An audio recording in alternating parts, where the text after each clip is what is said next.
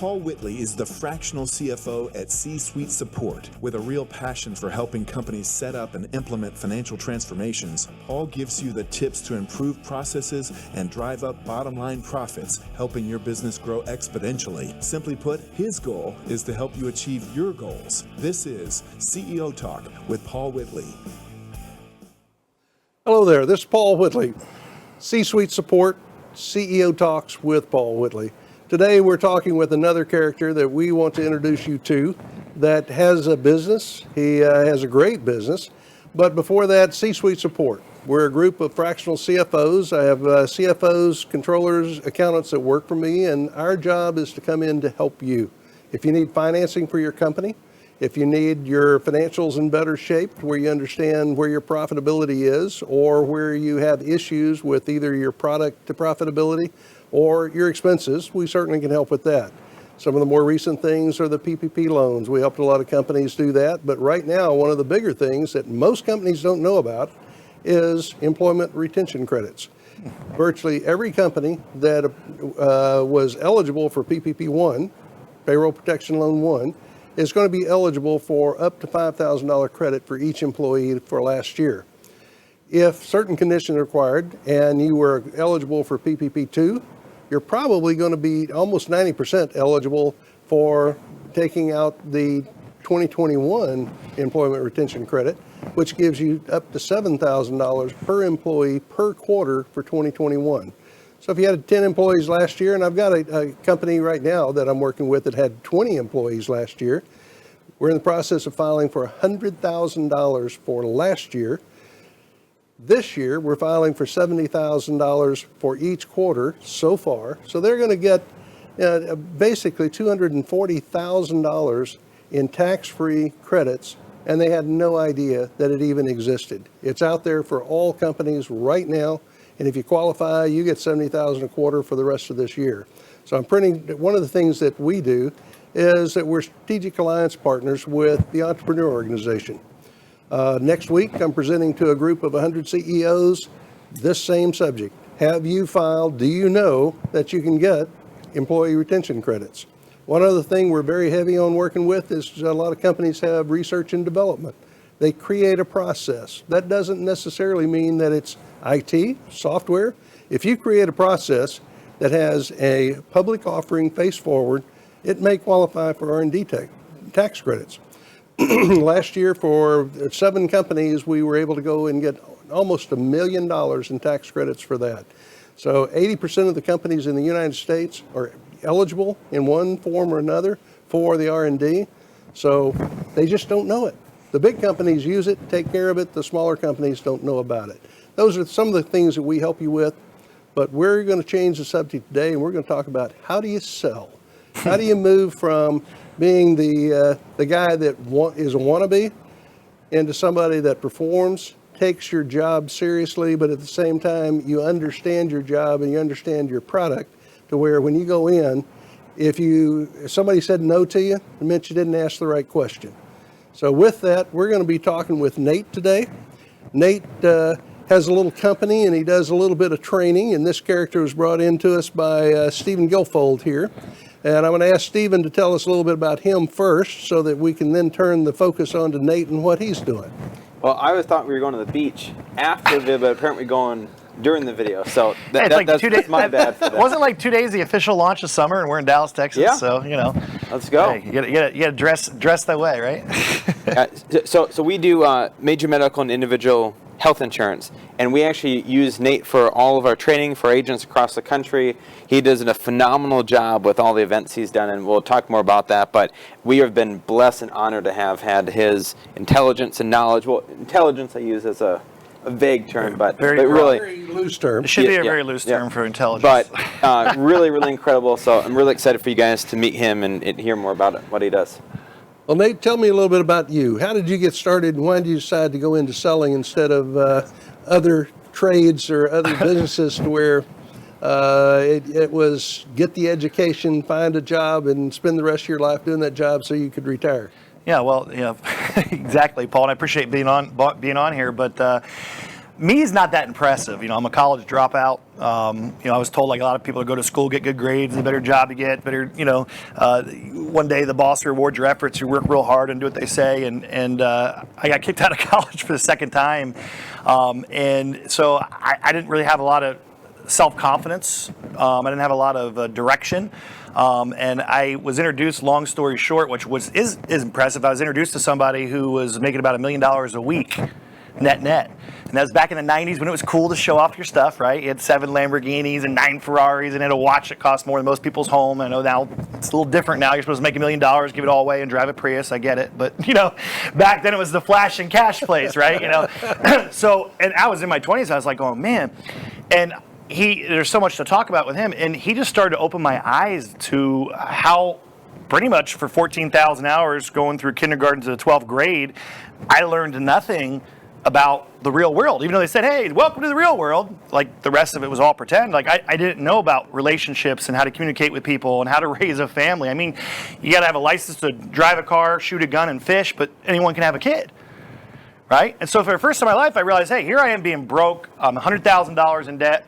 And I realized, hey, it wasn't my fault. It's not our fault. Like we were never really prepared unless you grew up in a home where you were my dad. I think I'd have a different outlook. I know I'd have a different outlook in life. People do confuse him as my dad. Don't confuse the idea that I grew up in that kind of a situation. No, if I grew up and you were my dad, right? Yeah, well, things would be different. So he changed my whole mental outlook. So I didn't choose sales per se. It was a happy meeting through a friend, and I got a chance to get mentored by him, and he just changed the entire way I thought, my entire thought process. Well, one of the things I learned in my early part of the career, I went through the same process that you're talking about. Went to the school, got 14,000 hours, then I added on. I went to college.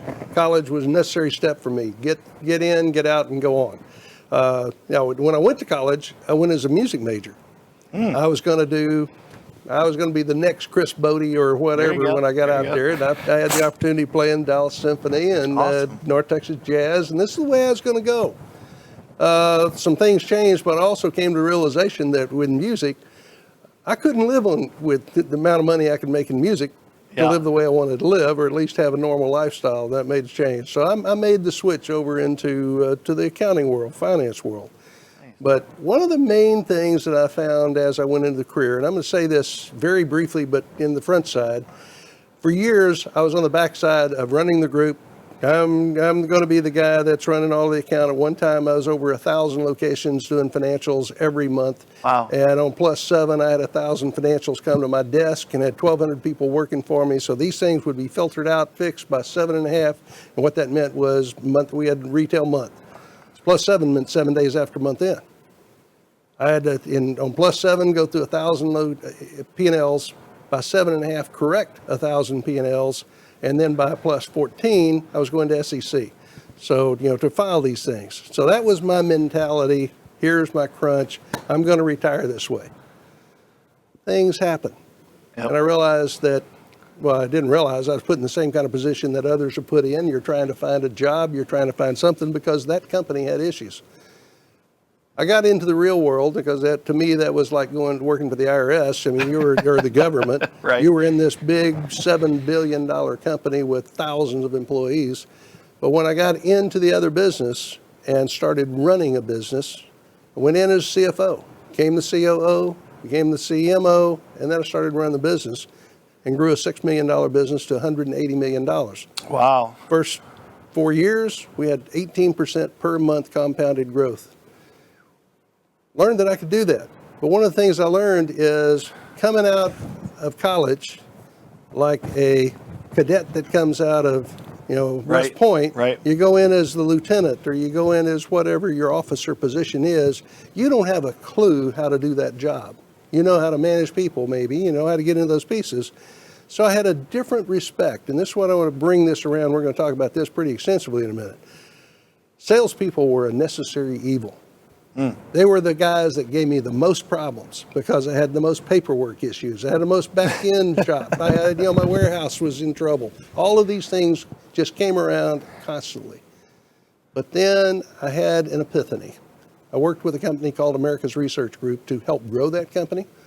And in that process of working with them, I had to get into the weeds of what was going on in all of the departments, not at the executive level looking down, but at the bottom level looking up. So I changed that culture in that company by having every person in that company working everybody's job. Smart. So I had a warehouse person working on a sales floor for a week out of the year so that they understood what a salesperson went through. Brilliant. I had a salesperson working in the warehouse Yeah. or in the front office. But I took that one step further that all the executives had to do that. I had to work on the sales floor. So you did that before Undercover Boss came around, right? Before a it's long cool. time ago.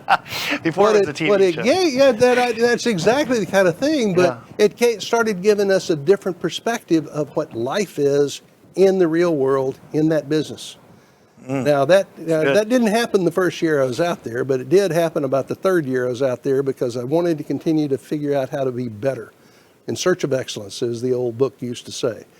Now, what I also became aware of that was twofold. Number one, I was a pretty darn good salesperson. The week I'd be on the floor, I'd be the top salesperson in the company. I'm going, okay, this is fun. I also learned I loved working with people rather than working with processes and things. What the last piece of that that's important today is I learned that a salesperson is the reason you're in business. If you don't have revenue, you don't have anything to manage, and then you don't have anything to count if you're the bean counter on the back end. So if you're a CFO or a controller, whatever you're in accounting, you're going in to bayonet the wounded. If you're not involved in the revenue stream, then you're third man in that process. From that point on, I made every effort that I knew how to drive revenue as well as I knew how to operate the revenue to profitability, to count the money to go to the bank with. That made me learn businesses that also, when years later, when that business had issues because our lender went under, when I became a lender, it gave me the empathy to understand how businesses ran and what a business owner dealt with.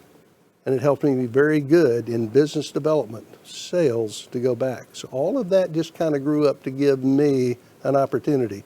Now I'm going to stop there and say, I used to hate you guys. I thought you were, you were just taking advantage. You were prima donnas, you were whatever. And I didn't have a clue. And I'm going to say half the CEOs that are going to be watching this, that are going to be dealing with this, they're going to have the same impression that the salesperson is a prima donna on their company, that they're the worst person as far as paperwork, they're the worst person as whatever. And I'm going to turn that back around with one last comment. I finally figured out that my top salesperson, I'd hired admin to work for him because he could produce more money for me as a company than any of these mayors that were down here trying to do a business. I wanted stallions, racehorses, and I'd support them. That attitude allowed me to grow that company. Now, where awesome. do you fit into all of that to make sure that you get that company? I had 800 salespeople at that point. I agree with the prima donna and the paperwork, though. Yeah, I'll give you that one. go. Salespeople are just prima donnas. How do you change that and fix that? Wow, look at that. See, to me, I think a lot of sales guys. I don't consider myself a sales guy. I think if you're alive, you're in sales. You're either buying someone else's idea or you're selling your own. Exactly if you're right. talking to your children, you're in sales. Are you married? Yeah. You're a closer, right? You got somebody. I convinced my wife, you ever see her, she's beautiful as all get out, to spend the rest of her life with me. And that's a good close, right? It took me 2 years and a little bit extra time on that. So one of the things that I was taught by my mentor, well, I've taught thousands of things, but was really, we're all in sales. And again, you're either buying someone else's idea or you're selling them yours, right? And it all has to come down with communication. So what I was taught, I feel like I'm a messenger to deliver the information that I was taught that changed my life.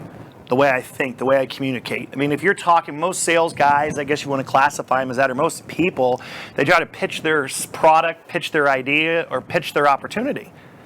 Well, when I got taught by him, it works a small percentage of the time, so they go, it's all about the numbers. Well, no. If I'm able to ask you questions to find out what your pain points are or what your needs are, and I can provide a solution, and I, more importantly, can create a realization in the mind of the buyer or the potential recruit that they need what I have, they'll buy anything that you're selling. They got to come to the conclusion in their own mind that the decision I'm about to make is the right one for me, not being told to make that decision. Because then when they leave, they all feel like they won. And it's an art. It's like we weren't taught that in, like I said, math class, right? Yeah. All this stuff, it's like I never went, I was taught money's not that important. And, money doesn't buy happiness. I disagree. Money buys happiness. It just doesn't buy fulfillment. Right. When you get a bunch of Christmas presents, you're happy. When you go on a nice vacation, you're happy. No one walked in the jet ski, this sucks, I'm on the jet skis. You're happy. So when I was involved in this business, money doesn't buy happiness, but money buys happiness, but it doesn't buy fulfillment. What it really came down to was communicating to that individual in number one by asking questions, right? And then we could spend all day on this part of it, to be able to lead them to make a decision they've most of the time already made. And the other thing is that everyone communicates and responds differently, whether it's you're trying to sell them something, get involved in an opportunity, or whether you're managing them, or whether you're attempting to motivate them. And most sales guys, right, it's all about the numbers, right? Go through all the numbers. Yeah, if you have a pitch, you got to go through a bunch of numbers. If you learn to communicate to them in the language that they speak, Paul, if you had 100 people lined up and 25% spoke Chinese, 25% spoke Mandarin, 25% spoke English, and 25% spoke Spanish, and you could only speak English, how much of your audience did you lose? 75%? Yeah. So if you're an 80% closer, right, because you learned all these closing techniques, that you got, and you're dealing with 25%, and you close 80% of them, what do you got, 18, 19 guys? Well, what if I learned the art of communicating, and I didn't have to close anybody, and I got to talk to all 100? I could be twice as less talented than you and still do more production. And you're selling me? You're going to try to sell me on this idea? No, you asked. Where do I fit in? So what I was taught was that, again, how to identify them rather quickly with different triggers and different points to be able to deliver information from the tonality of your voice to the speed of your voice to how you're talking to them, the questions, how they respond, and you've learned all this through doing what you did. I didn't get to do what you did. I had to be taught that kind of stuff. And so few, even managers, CEOs, salespeople have ever been taught that. And that's what made me, that's kind of where I guess I would fit into the arena of the sales world. One of my acronyms is FUDs. Mm-hmm. I want to know what your FUDs are. Fears, uncertainty, and doubts. Because if you will discuss whatever those are, be it the product, be it the service, be it the communication or the negotiation, if I listen, and that's one of the key points, and when I'm in my negotiations or I'm in dealing with something, I always want another person with me. I want someone like this character that's been so quiet over here. I thought he went to sleep. But, I want somebody there that is paying attention to your body language, to your reactions, to your eye movements, or they're interjecting so that it gives me the chance to do the same thing, because those are going to tell me, are you engaged? Is this something you're interested in? Where did you wince when something was said? Because that's an uncertainty or a doubt. So that gives me information. I once went into a meeting with a full crew with Trammell Crow. One time I was the largest leaseor of footage in the city of Dallas with Trammell Crow. And I went into a meeting with some of the executives of Trammell Crow. And the guy I went in with, a guy by the name of Mark Meyer, he headed up their commercial division. When we walked out of there, he said, I need to take you into more meetings. I've never gone into a meeting that had more people shaking their head no when I walked in and walked out with an agreement. The only way it was done was what you were just saying. So I want you to expand upon how do you develop understanding what they want regardless of what the widget is. I don't care if it's a car, it's 100%. A building, it's a roof. I don't care what that product is. How do you're talking to them because they have a need. And how do you get that need out of them and what their concerns are? I like how you said it doesn't matter the product or the widget, because, I did network marketing for years and used the same skills to make, millions of dollars in that, and then went to credit card processing and used those same skills to make millions of dollars in that. And then it kind of accidentally, which will lead this story out, fell into the insurance world, and was able to make millions of dollars and continue making millions of dollars in that. you have a lot of these things that are out there, and there's good, getting to know yourself and your inner child and all that stuff is great through, Myers-Briggs and, the DISC assessment and, but like, there's 28 different things. Are you an ESTJ or ENTP and this and that? Like, I'm going to hand you a test. Hey, before I talk to you, try to sell me a product. Why don't you take this test real quick? Or I was at a thing where they were talking about the DISC, and I think they're great. They're awesome. You want to do that. The 5 voices, leadership voices, all that stuff is great. It's like algebraic equations, though. It's like calculus up here, right? And so I'm not dogging them in any way, shape, or form, but we do it at our S.W.A.T trainings, which is basically strategic wealth accumulation tactics. I was going to ask you, Yeah. where in the world S.W.A.T, I'm going in there, S.W.A.T team, you're going to go in there and conquer whatever the evil is. Yeah, you got. So you're going after this, the evil is not having what you need. And I'll come back to this, so I'm going to go on a segue here. So it just, you know how it happened. I was sitting in a thing talking to, writing down different names for things, and it was Strategic Wealth Accumulation Tactics, SWAT. It's the elite of the elite, the Special Weapons Act, Tactical Unit. And it also has a double meaning, for which is my real passion, which we won't go down the road too much, but which is students with advanced training. Because I have a son, he's my stepson, I met him when he was 4. And he had some challenges like all kids do in terms, and they want to label him with this thing or label him with that thing. I don't believe in labeling people, but I started teaching him this stuff when he was 5 or 6 years old. And he listens to 15 minutes of personal growth every day. And he gets done and he writes down, what did I learn and how can I apply it to my life? And I thought, man, I didn't learn this stuff until my 20s. Where would I be in my life if, number one, they taught it in school? And where would I be if I would have learned these techniques, how to be a pioneer versus being a puppet, how to control your environment, by being controlled by your environment? And I looked at all these, incredible seminar companies, or, Herbalife has a big event, or, Pfizer has a big event, or, people go out to 10X, and they get all these adults in a room, and they all go back and they're charged in personal growth. And I believe in that 100%, but where are the kids? They're all at home. They're not learning the language. So now you got these parents that are growing and a bunch of kids that don't know the language of their parents that said, what if, and this is a long-term thing, but hopefully shorter than longer, what if when you did these events, there was a curriculum put together was, hey, bring your kids. Obviously, you're not going to bring your 3-year-old toddler, but 6 to 12, bring your kids, and they sit in a room, and they learn the same thing at their level. And you get other kids coaching kids that went through that. So now you're a SWAT kid. How cool is that? Students with advanced training. So that's kind of a passion as well. Do you do that training or work with people to do that training? Well, we're starting. I've done all this. So here's what happened. I've done all this internally with all my sales organizations for the last 20 years. And it wasn't until I had Coach Michael Burt and Cody Askins came to one of my events, and they said, why are you not doing this like outside of just on your own sales team? And I was just like, I'm not motivated to be, I don't want to throw names out. I just don't want to, I'm not looking to be a guru to somebody or, fill stadiums full of 20,000, 30,000 people and do 20 of these a month and all around the, the world and that kind of stuff. It was just, I was just sharing with the guys in my organization that generated me the income, basically how my life changed. So they encouraged me to do a one-day event. It was only a couple months ago. And we had 85 people in the room. And I always say you can always determine the value of the information or the product you bring based upon how people reach in their wallet.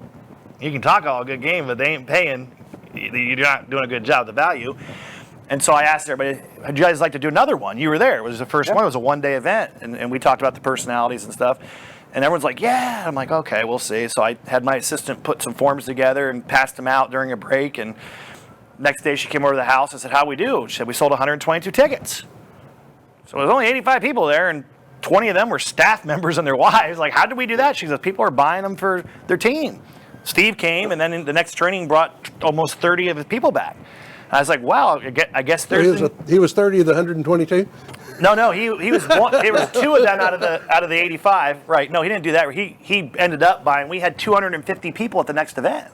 Yeah, that was just after one day. So let me actually talk on that. So as a sales guy, and I'm taking some of these words out of your mouth, but as a sales guy, you don't go to college to be a sales guy. You go to college to be a doctor, a lawyer, like something that's a very specialized job. Well, when you talk about what we do, growing up the entire childhood, you don't learn how to, get into people's deepest, darkest feelings, emotions, and have the ability to relate to people more than just doing math and algebra and can you read and write. So what SWAT does is it teaches us how to basically have gone to school for a 4-year degree in 3 days of what we actually needed to have, and there was never a class for. So that's what I love about, and so since then SWAT's grown so much, My question for you is, what do you think is kind of the biggest things of what's caused it to erupt the way that it has? That's a great question. I haven't really thought about that. I know what it made it erupt for me when I was sitting in a chair in my 20s, and my mentor was teaching the stuff that I do my best to teach. Right? I'm not getting 100% of the information. I do my best. He was making $1 million a week net. I'm not at that level yet. So obviously I'm still learning. And I was on the phone with him today, and actually for about an hour, and I'm just like, the wealth of knowledge that he has is just amazing. But what was it for me is that whenever you can learn something that you've never learned before, that can help you grow and help you increase your mental, physical, spiritual, social, not just financial, right? Financial is important only if you don't have the money, because once you get out of the way, you can focus on what's really important in life, in my opinion, right? Because it's hard to have good mental health if you're always broke. People, money doesn't buy health, really? Well, if I go shop at Whole Foods, which we do, that's better than shopping at Aldi's. I'm in college where you could buy 10 loaves of bread for 50 cents. Remember that? Yeah. I don't know if they have them out here in Texas. So people gravitate. I know I gravitated towards that because I was hungry to learn how to better myself in all areas of my life. And so what's blown up, I believe, is that there's a lot of, especially in our industry, there's a lot of motivation, excitement, and powerful stories that only goes so far. Like, how do I do? I understand you were broke and you were homeless, and now you're making millions of dollars, but like, what do I do? Like, what are the actionable steps, the strategic wealth accumulation tactics? What makes you different? Because I know a lot of people in your situation who didn't have success, who did fail. So if I can deliver, the whole part of the 2.5-day workshop is to deliver actionable, like I said, strategic wealth accumulation tactics steps where they can leave there and they can apply it immediately. Like, one of the coolest things that happened to me is that, I went to Ty James, who was a brother-in-law of Cody Haskins. He went to the event. And he called me up and he said, "Hey, we're doing a small event for me and my dad's company where they sell insurance. Would you come up and do a couple hours of training?" I said, "Absolutely. You don't have to pay me. I'll come up there, right? Because I love these guys." And his wife pulled me aside, and she just grabbed me in the foyer and she goes, "I don't know what you did to him." I'm like, "Oh boy, I'm in trouble now. What did I do to him?" She's like, "He is 100% completely different person." And I'm like, "I didn't do anything to him. I gave him information that my mentor gave me, and he got the information and he applied it immediately." He's a different father. He's a different husband. He can't stop talking about how his life has changed. He treats his employees different. He treats me different. He treats his kid different. And it was just because we have blinders on. We don't know what we don't know, right? It doesn't make you special because you know something someone else does. It's just you don't know what you don't know. I learn from people every day. I learn from you. I've learned from him in the first 5 minutes of sitting here. I'm sitting there going, "Man, okay, I need to get your phone number," because I literally learned more in 5 minutes about how business operating before this show started than I have from probably 20 people I've had dinner with. So I mean, you are by far one of the most intelligent individuals in terms of running businesses that I've met in just the short time I've known you. But you doing I'll pay you in just a little while. No, you don't have to pay me, right? $100 maybe. But doing what you did with that organization to grow it, I mean, you learned hands-on, right? So when people leave this workshop, it's not something that they have to like reread their notes because which you should. However, something you just got to practice, right? You can be the greatest. I was on the phone with my mentor today, and we were talking back and forth, and he said, "You watch any of the playoffs lately?" I said, "Well, yeah, it's kind of in the background when I'm working and stuff like that." He's like, "What do they do before they go on the court to start the game?" Like, "Well, they warm up, right? True or false? They warm up." I was like, "Well, why?" So, "What do you mean why? They're warming up for the game?" He's like, "Yeah, but they're professional athletes. They're the best in the world, man. They're making tens, if not hundreds of millions of dollars. Why are they warming up? Why don't they save that energy so in the fourth quarter they're not as tired? What are they doing?" I said, "Well, they're getting ready for the game. They're practicing." He goes, "Exactly." He goes, "How many people do you know, Nate, that practice their craft every morning for an hour before they start their day? They just get up, oh, yeah, time to go call. Get on the phone, start calling leads." So if you have the best athletes in the world, he said, that are smart enough to realize they practice more than they play, how many people do you know in your industry, Nate, that are in sales that practice more than they play? I said, none. And he said, if you learn to practice more than you play, guess what? And he told me this today. He's never taught me that. I was like going, wow, like, what an epiphany. I don't practice more than I play. So now I know tomorrow morning, guess what I'm doing? I'm going to start practicing more than I play, because even though I think I'm great in sales and communicating and everything else, I need to do what the professionals do, and that was another thing I just learned 4 hours ago today. And that's which was exactly awesome. why when I left there, I've always been under the impression that tomorrow could be the best day of your life. Something you can make that call of a lifetime that came in that you never knew, right? Being in that training and looking around, we had maybe like 5 guys with us, looked around and was like, if we had 100 people here, how much would all their lives have changed if they had heard what I heard? And I can't repeat that, 3-hour days and stuff in a phone call. So that was probably the biggest reason that right there, I knew that the people I cared about, that I saw the longest term of what people actually wanted to be successful, they needed to be there. And so when is the next one you guys have? Next SWAT training? It's going to be here in Dallas, September 23rd and 25th. So it's a Thursday through So kind Saturday. of putting things in here, how do people get a hold of you? Why do they, we've already talked about why they want to get a hold of you, but why do they want to join this SWAT? We've got a couple of minutes left here. How do they get a hold of you to get involved and move from there? And then I want you to wrap that up with what does gratitude mean to you? Awesome. That's great. You can go to SWATtraining.info, S.W.A.T, training.info/events. You can email me directly. Again, I put my pants on the same way everyone else does, and myself or my assistant can Or get back shorts, to you. as in Or today. shorts and flip-flops, but you got to be you. Be you. I always say be you. At Nate@SWATfinancial.com, so Nate at SWATfinancial.com. The events page will keep you up with the different events, and it's not just for the insurance industry. Eventually, we'll go, wider and stroll out to the entire industry. That could use your services. Yeah, and like to me, it's like I have licensing, that I do for my mentor and everything else. It's like I don't need to be the deal. That doesn't need to be about Nate Auffort. It's about changing lives and children's future generations of their lives. And so we need, hundreds of people that are interested in doing training and learn the material and be able to deliver the information, deliver the material. Because everyone, I also realized, not everyone likes your voice. Not everyone likes my voice. Not everyone likes his Bling voice. factor. Oh. Yeah, It's the so bling. we need more than just one voice. And even at our trainings now, we have 5, 10, 15 speakers that are up there at any given time so far. So, gratitude to me may be different than it is to other people, because I'm a firm believer that obstacles are put in your way to see, are you man or woman enough to overcome that, and the miracle is always on the other side. And so many people miss this, and I missed this my whole life until my mentor said that it's easy to have an attitude of gratitude when things are going good. But it's tough to have an attitude of gratitude when the world's going to hell around you and everything's falling apart. And everyone has different beliefs, but I think it was in Think and Grow Rich, they talked about you can judge the man or the woman by the size of the obstacle it takes to overcome them, which I think is great. But so many people miss the miracle because they don't continue to have that attitude of gratitude during the times when they're toughest.